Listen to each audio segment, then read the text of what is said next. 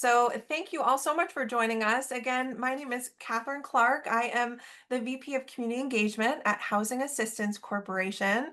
And for those of you who aren't familiar and may be new to Housing to Protect Cape Cod, also referred to as HPCC, this coalition was formed in 2022, really to turn the tide on the housing crisis that we have here in our region.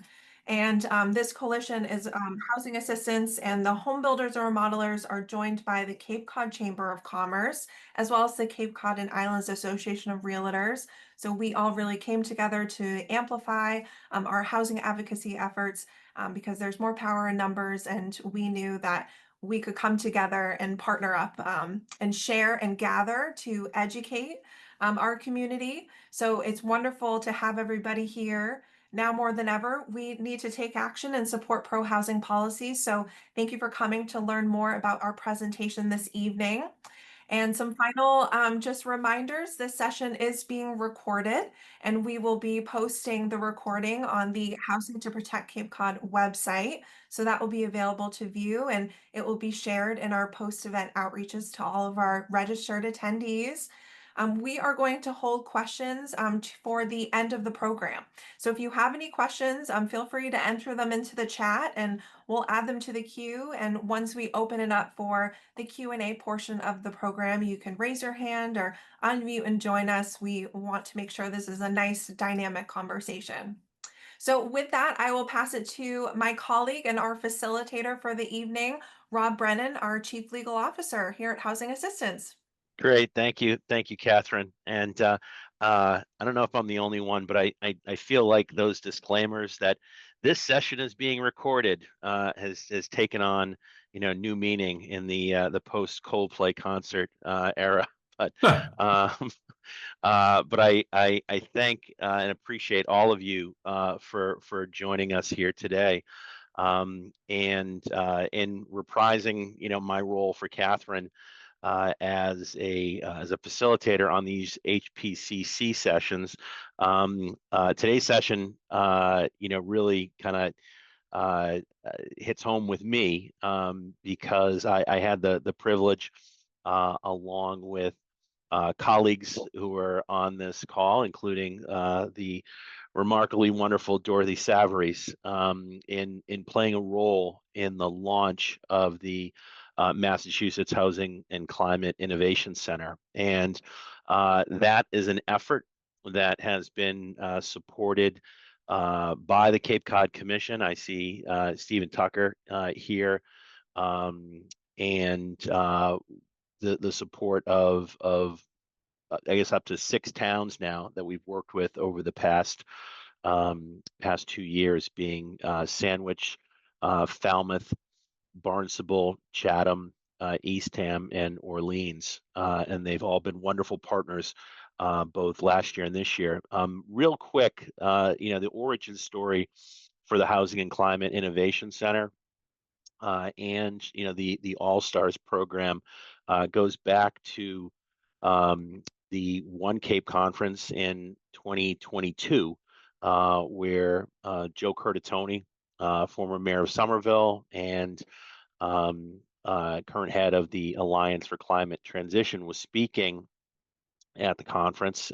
Joe's from Somerville, I'm from Somerville, and I introduced myself, or reintroduced myself, to Joe after he spoke, and pitched the idea of whether he saw an opportunity for a place like Greentown Labs to have a presence on the Cape, to serve as that that kind of front line on the housing and climate challenges, and really the crossroads of those two pressing crises. The housing crises that we have for housing affordability, but also the need for housing resilience and housing and mitigation and climate mitigation and building towards net zero, and the challenge of kind of solving for those three: housing that is both more resilient, less impactful, and affordable. And Joe's response was, you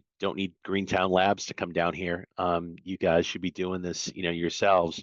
And as I tell people, I had the the good fortune of, on the heels of Joe, saying that, exiting the room and running into Dorothy Savarese and saying, "Look, this is what Joe Curtatone just said we should do." And again, if that was a spark of an idea, Dorothy is the oxygen. And we are now 3 years out from that. Last year, we launched a program that you're going to hear about today, and you're going to hear from the remarkable undergraduate and grad students who've been part of that, as well as the leadership, of this year's program in Adèle Giovanniello. And it is a program that works collaboratively, as you're going to hear, with the towns, and is premised on the Cape's 15 towns, being the ultimate proving ground for innovations at this intersection of housing and climate challenges. So without any further ado, let me turn this over to Adèle, who has been leading this year's program. She's a graduate of the 2024 All-Stars cohort, as well as a graduate of Boston College. And she has done, again, a remarkable job in taking the reins for this summer's program, working with our team of All-Stars and our towns, and really, laying the groundwork for bringing innovations, to Cape Cod, to prove up and to address the challenges, that are in the sand, under our feet here. So, Adèle, let me hand this off to you. Thank you so much, Rob, for the introduction. So I'm going to share my screen for a presentation, and let me know if you can see it. Can everyone see it? Sorry, I can't see Looks good. Yes. people's faces. Okay, awesome. All right, so I'll get started. So my name's Adèle. I'm the program administrator for MassHCIC. And as Rob mentioned, I have worked really closely with our interns this summer in completing some of our internships work. And so I'm going to just kind of dive deep into what the interns have accomplished this summer, and what the future is for our organization. So, as Rob mentioned, we're a 501(c)(3) nonprofit, and our mission is threefold. It's to meet the demands for housing that is affordable, climate resilient, and net zero. So that's kind of the crux of what we're trying to focus on. And so our vision of meeting those demands is with an ecosystem that attracts innovations in these industries, either innovation in construction, energy efficiency in buildings, climate resilient infrastructure in homes, uh, energy systems that help get us to net zero. Anything in regards to those kinds of industries is what we work on. And so, how do we leverage innovation as our solution to some of these challenges? So there's kind of two key stakeholders that MassHCIC engages with, one of which Rob mentions is the towns. But to start, are startups. So a lot of them, especially the climate tech industry, is in their R&D, but they're always looking for sites to pilot test their technology. And by doing that, they can facilitate their entrance into the market and commercialize their product. In the same vein, we have towns, municipalities across the Cape in Massachusetts that have these new housing and sustainability goals that they would like to meet. And often these projects are expensive, and often access to these up and coming technologies is difficult to get, and or not even available in the market. And so if they want to meet these demands, a lot of times they're trying to look for ways to create developments or implement net zero projects that can help facilitate that.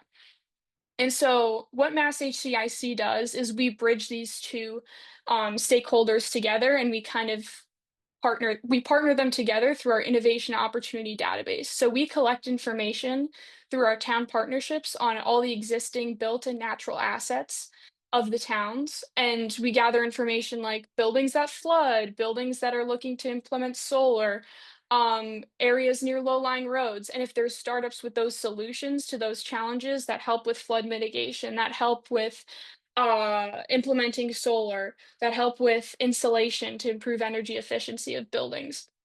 Or there's an existing housing development project and there's some new tech that can help decrease the construction costs of that. We try and pair those startups with the town so that they can benefit from that technology. And so, how do we get all this information and how do we find innovators? So, our All Stars program, which some of our All Stars are on the call today, is an undergraduate and graduate program for students with a passion for tackling either housing, climate challenges, or both. And we pay them for their 8 weeks on Cape Cod.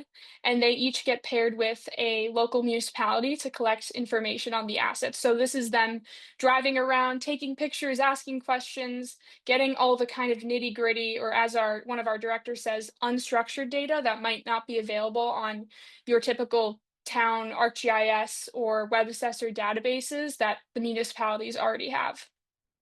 So after they take these notes, they also do conduct research on potential innovators that could be paired with those towns, and then we kind of go from there and set up those communication channels.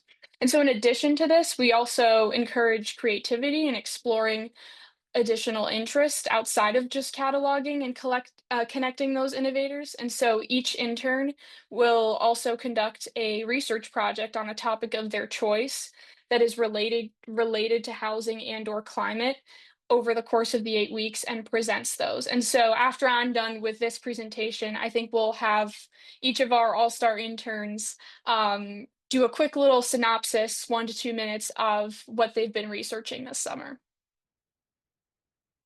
And so here's some of our highlights. In 8 weeks, mind you, orientation being our first week of the program. So in 7 weeks, the interns have added 215 assets to Falmouth and Barnstable, which were our town partners this year, which was a 50% increase in efficiency from the average rate of cataloged assets per town last year. And that also includes a 14% increase in the amount of assets that were cataloged per intern. So in spite of, dealing with some budget cuts that we had due to a lot of the federal grants, our interns were actually able to do more with less this year, which is super impressive.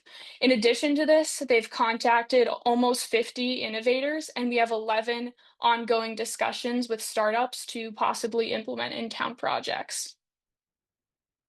And so here's just a kind of generalization of what was done in Barnstable. So Barnstable was a partner last year, which is why there's a few less assets that have been added compared to Falmouth, but they've gotten over 35 assets added, including some of the housing authorities who were interested in joining our database to collect information. And so those have also been added as well. And these are some of the assets that have been highlighted: the housing authorities, the youth center, which we're looking to do a potential EV or solar project and retrofits on existing HVAC systems. That also includes for the high schools and some EV chargers, as well as Sea Meadow Village, which is also a housing authority building. And then for Falmouth, which this is their first summer partnered with us, our interns have added 179 assets to our database. And this includes both Surf Drive, which is a building they're planning on abandoning in the next 5 years due to its really close proximity to the ocean and very vulnerable to the next oncoming nor'easter, as well as the Chamber of Commerce to maybe update some HVAC. And then there's a really cool project going on at Falmouth's golf course to do a solar farm conversion, where they're going to plant a pollinator pathway and cover some of the existing panels with trees. And so beyond just the information gathering, here's some kind of nitty-gritty notes on some of the innovators that we've reached out to. It includes anything from energy, HVAC, EV charging, waste management, road infrastructure. And so even though we've contacted over 70, we've already got 16 meetings set up, and we have 8 that have kind of had more detailed conversation about pilot projects with some of our towns. And this does not just include Falmouth and Barnstable, this also includes some of our previous town partnerships. So even if a town isn't necessarily paid and sponsored us to be a partner this year, we want to ensure that those connections are ongoing and that they're still benefiting from participating in our program. So that's also been really important. Oh, let me admit this person. And then this is just kind of a gist of all the different places these startups are headquartered. The main one is in Somerville's Greentown Labs, a climate tech incubator, but as you can see, the reach has gone global, and we even have a few that are in India. And so this is also just the maturity of our startups. Testing readiness level is kind of the level in which the startup is getting to commercialization. And so some of them are much more ready to be commercialized. And if that's something the town is interested in, we're certainly willing to help facilitate that. But we're also mainly interested in the pilots because if the pilot is already paid for by the startup, the town hopefully doesn't have to pay for it. So. And then these are some of our highlights of some of our startups that we've met with.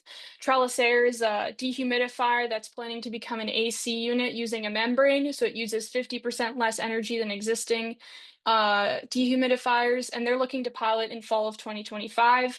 We've had some conversations with Eastham and Sandwich and Orleans to possibly do this, but I'm just waiting to hear back from some of their directors, Director of Natural Resources. And then active surfaces, we've got two potential projects. It's a ultra thin and lightweight solar panel. And we've got two projects, one that could possibly go on a retrofit on a wind turbine in Barnstable that we're in conversation with. And then the Eastham Energy and Climate Action Committee has had a call with active surfaces to do a solar canopy on the town offices parking lot in Eastham, which gets a lot of sun. So those are two existing projects going on. And then H2 Everywhere, possibly a biochar site with some of Barnstable's assets, but they're a clean hydrogen production unit. And so how can you get involved as if you're not, a college student that wants to join our All-Star program in the future? Oh, sorry. So we're always looking to have people host an All-Star. As is mentioned, there is a housing crisis, and so our interns are always looking for a place to have housing during their summer internship. And so our applications are currently open on our website, masshcic.org, and you can apply to host an all-star. Some of the benefits beyond just the financials is you get to connect and engage with a young person who's super passionate about climate and housing challenges. And so that's kind of been a positive benefit for some of our hosts in the past. You can always sponsor us and support our work with a donation, which is also available on our website. Or if you're local and you have an idea for a way our organization can get engaged with a town or a different organization, we have another link on our website where you could pitch a possible idea. And then the last thing I just want to put on everyone's radar is tomorrow is our final presentations for the All-Stars. So they'll be talking about more of their accomplishments the past 8 weeks, as well as highlighting their individual research projects, some of which include addressing the housing challenges for the healthcare workforce, possible new bike routes for the town of Barnstable, another project on environmental justice communities in Cape Cod. So if you're interested in hearing about all of that, you're welcome to join us in person at the college. And I also have a Zoom link if you'd like to join from live remotely. So that's all I have for myself. Thank you so much. And maybe I can pass it over to some of our interns to introduce their projects, but maybe does anyone have I've got a couple minutes if anyone has any questions for me.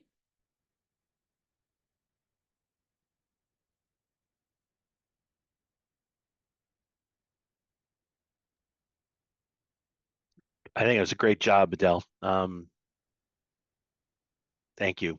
Oh, And I just want to sorry. note too, before we hand it off to some of our interns, this partnership would not be possible without the support from Dr. Cox and the board at the community college.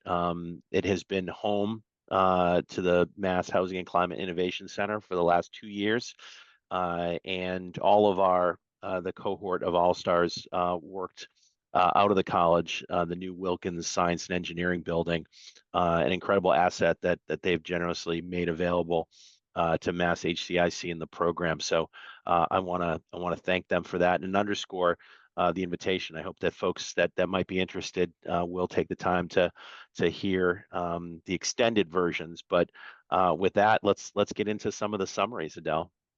Yeah, I just wanted to answer a question that was submitted. I'll keep them anonymous. Maybe Halema and Forrest, you can speak to this. It says the reference to the golf course in Falmouth is incorrect. The Cape Cod golf course is privately owned. That is where the solar project is planned. The Falmouth Golf Club isn't owned by the town. There isn't a solar project planned there, so far as I know. Do you guys have any information on that? Because I might have gotten that wrong. Yeah, I can hop in here. And so the golf course that was referenced in, I think, your presentation, Adèle, was with Blue Sky Solar, and that's a project not that the town is leading. That was just a highlight from something that's going on within the town. I believe the Falmouth Country Club is the golf course that's owned by the town, but that wasn't what we were discussing, or at least that wasn't what was shown in the presentation. Okay, great. I hope that answers the question that someone asked, and feel free to message me in the chat and I can further clarify. But maybe on that note, Forrest and Halema, do you guys want to start doing a quick brief synopsis of your guys' projects? Yeah, I can go. So my project is looking and working with Falmouth, particularly looking at their community engagement piece as per the Cape Cod Commission plan and also the Falmouth Protection Action Plan. And essentially we're trying to target more of that engagement with the community. And the end goal ideally would be to utilize existing initiative and also existing resources that are available, such as a faith communities engagement network and Falcon too. And we want to build on what Orleans is planning, and they're planning to launch it, I believe, in August. I'm not sure entirely when, but essentially it's called the Energy Coaches Program, where they've managed to gather up to 10 volunteers. Majority are from Orleans, I believe some are from East Ham. And the point is to essentially have already had them trained by Cape Light Compact and to serve as the main point of contact for individuals in the community that want to either retrofit their homes, get an energy assessment, essentially bridge that gap of how can we as a community take more ownership towards climate resilience, and attempting to do the same thing that Orleans is doing, but in Falmouth, especially that they have the second year most round residents on Cape Cod. Great. And Halema, sorry, can you also introduce yourself a little bit and your studies and what you're up to? Sorry, I dove right into it. So I'm Halema El-Mattawa. I'm actually an exchange student, so I did a year here at BC. And I study political science, economics, and philosophy, and I'll go back home to the UK and complete my senior year and graduate in 2026. Great, thank you, Halema. I think I can hop in next. So my name's Forrest. I just graduated from Boston College as well. I studied environmental studies, concentrating on climate change and societal adaptation. So working on climate resilience this summer has been great and an awesome way to apply what I've been learning. As a minor, I focused on urban design and architecture. So something I was really interested in this summer for my individual project was learning more about the ways our communities are designed and how we can enhance not only resilience, but quality of life. So a project that I got really interested was the bike network here in Barnstable. So aside from regional connectivity, I really wanted to dive into how the network works on a smaller, more local scale and improving that network so it can be used beyond recreational, but also as mobility and accessibility to, around, and within the Barnstable community. So I used geospatial analysis in my project to identify where links and connections were missing and what elements informed where we needed more continuous routes. So I'm excited it was a great project to work on, to learn more about creating connectivity and its impacts on the economy, quality of life, social impacts, and human health. So it was a great project to work on this summer.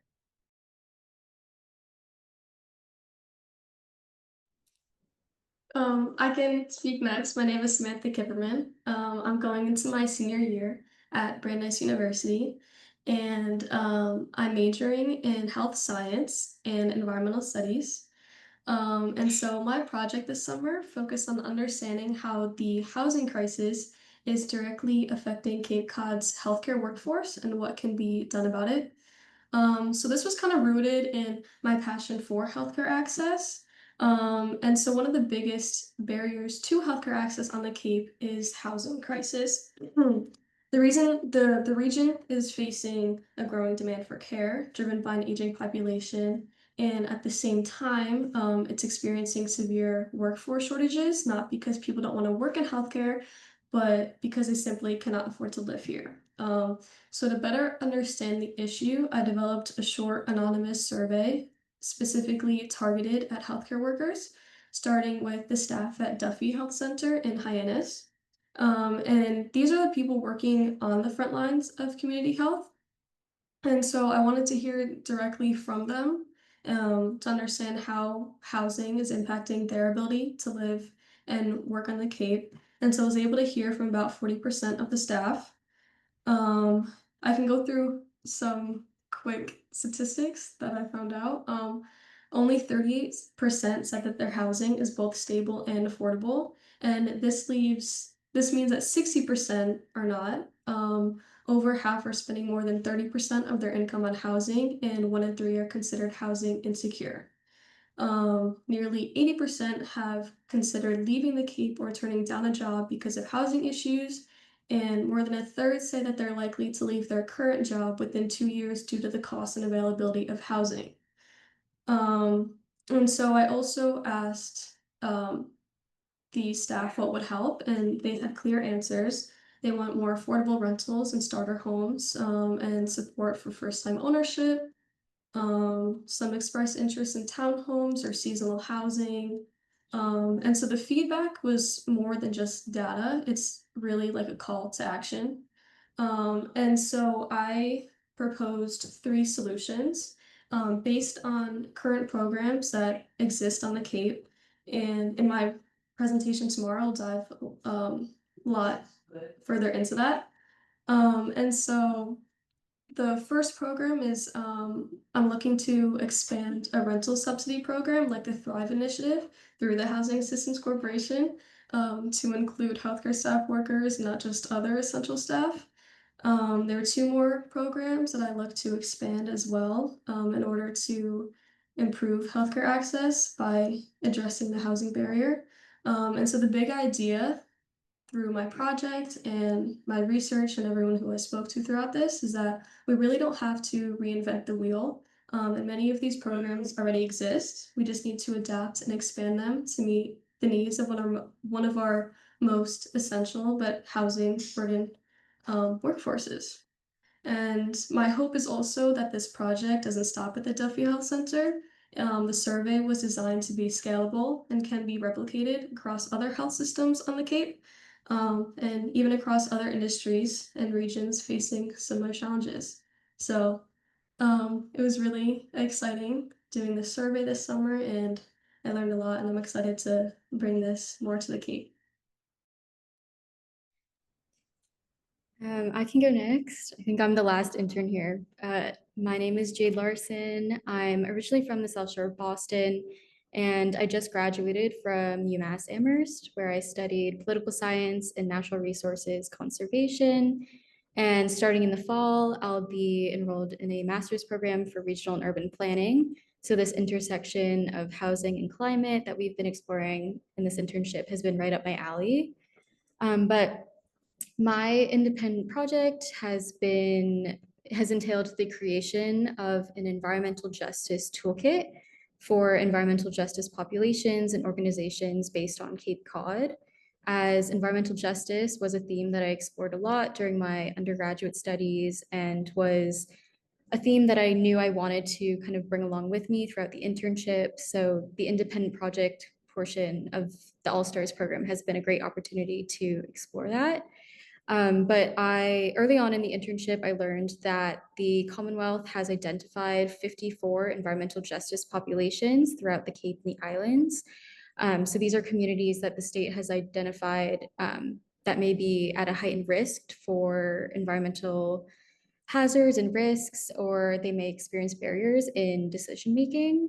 And so this is based on criteria relating to income level, minority, racial, and ethnic makeup, as well as English proficiency. And so I wanted to create a centralized resource for environmental justice education, support, and advocacy for these populations.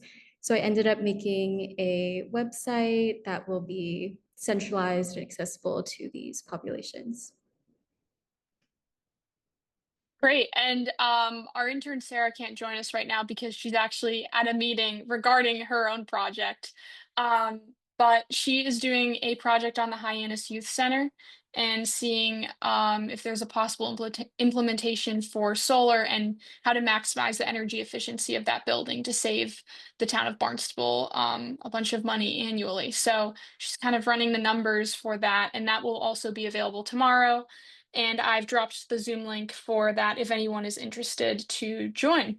But that is all I have on my end. Thank you so much for all the All-Stars for sharing your projects. And yeah, if there's any lingering questions, feel free to message me in the chat. And Catherine, I guess I'll send it right back to you. Right. And I just want to add, so Sara Guiterrez, who's our All-Star, wasn't here. She is I wasn't able to join us. She's a student here at the community college, and so this year's cohort has been particularly enmeshed and rooted in the Cape, and we also are looking forward to continuing to grow our programming at the college, building off the success of the last 2 years. So I guess let me just go around the horn and ask our All-Stars again, just to kind of if you can summarize the takeaway, if there's one particular takeaway that stands out from your experience here this summer, what is it, something that you learned, that your eyes were open to? How did Cape Cod leave a mark on your future progression? Halema, let's start with you. You kick things off to begin with. I think I had two things. I think what I found really promising was the local initiative across the towns and the interest to get things going, despite what's happening with funds and things like that. And I found that really promising, just to see. It was just very motivating from my perspective to learn about what's happening locally and the communities and the networks. And I think the second aspect was also the speakers that we've been exposed to as part of the program, and having different lenses, whether it's from insurance to housing to innovators. I think that was very useful and just gives you a holistic perspective of climate resilience and how you can apply it to the Cape. Forrest, you follow wanna that up take the with that. baton? Yeah, sounds good. I would say I've really enjoyed the opportunity to step into the innovator mindset this summer. I think kicking it off with a visit to Greentown Labs and getting to see innovators in action and that startup mentality, and kind of getting inside that world, and then taking that with us throughout the summer as we went around and visited different assets built in natural and talked to people about the issues they're experiencing and what they need help with and solutions for, and being able to connect the dots with that mindset. So seeing one thing and thinking about how it can tie in with another, and really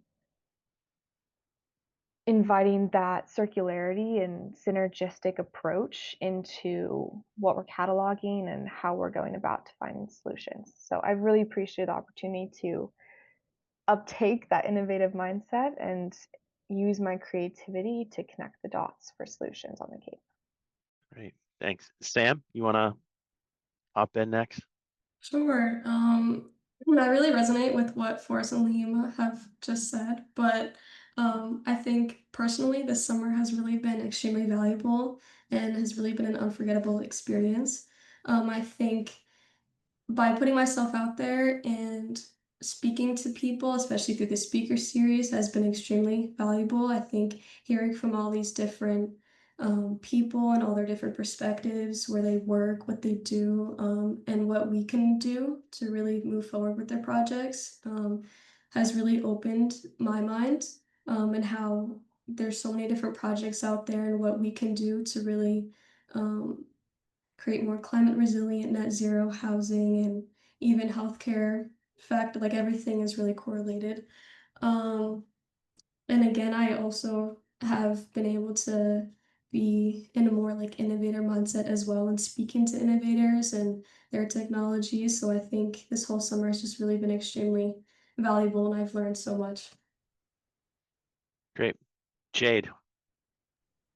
Yeah, I totally agree with everybody else's biggest takeaways, but I would definitely like to echo Halima's takeaway with the kind of refreshing and optimistic perspective that we've seen throughout the speaker series from industry leaders from all different fields, and really resonate, like really realizing how important change on the local level is and how effective it can be to deal with these kind of daunting and huge challenges of housing affordability and climate resilience, especially with everything that's going on statewide, federally, worldwide.